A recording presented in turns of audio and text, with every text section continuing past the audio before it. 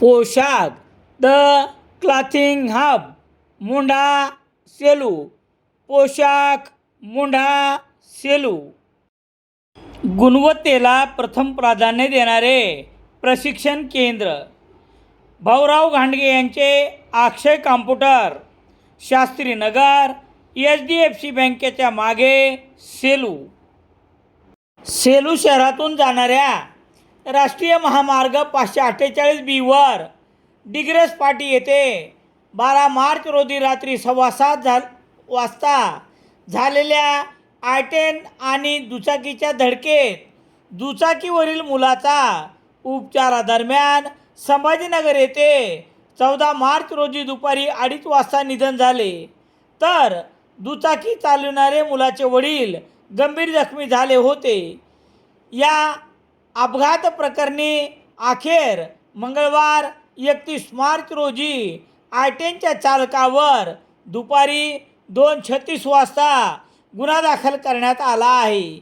याबाबतची माहिती याप्रमाणे.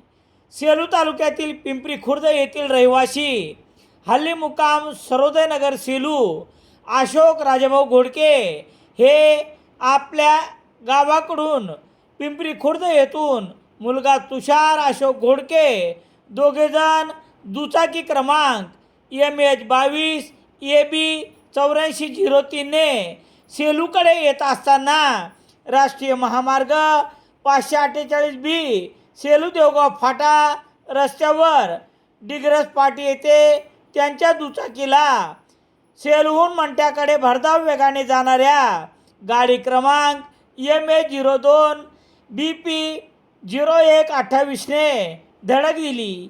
या अपघातात वडील आणि मुलगा दोघंही गंभीर जखमी झाले होते. अपघात घडल्यानंतर रस्त्यावरून येणाऱ्या परिचितांनी तात्काळ सेलूच्या खाजगी रुग्णालयात दाखल केले. तुषार घोडके याची प्रकृती गंभीर असल्याने पुढील उपचारार्थ परभणी आणि संभाजीनगर येथे उपचारार्थ दाखल करण्यात आले. तुषार अशोक घोडके वय 17 वर्षे याचे उपचारादरम्यान 14 मार्च रोजी दुपारी 2:30 वाजता निधन झाले. या प्रकरणी अशोक राजाभाऊ घोडके वय 44 वर्ष यांनी दिलेल्या फिर्यादीवरून गुन्हा रजिस्टर नंबर 154/2026 कलम 134, 187, 106/1, 125B, 281 भारतीय न्याय संहिता अन्वये I-10 गाडीचा चालक विनोद गायकवाड राहणार मंठा जिल्हा जालना याच्यावर गुन्हा दाखल करण्यात आला आहे.